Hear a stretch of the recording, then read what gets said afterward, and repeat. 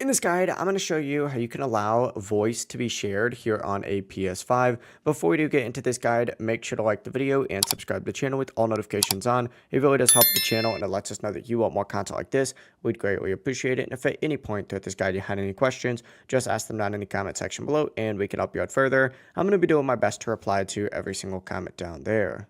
Now, first things first, you got to make sure that you are in a PlayStation party. So go ahead and press the PlayStation button on your controller and go ahead and go to the game base, open that up and be in a party. For example, I'm going to start one right now. In fact, I'll start a closed party just like so.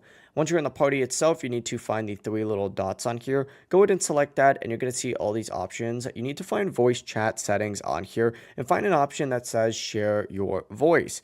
If it's set to don't allow, you need to just select it and change it to allow, just like so, which allows, your voice to be in other, players' live streams if they are currently live streaming, or video clips as well, as long as they also have that feature turned on for them.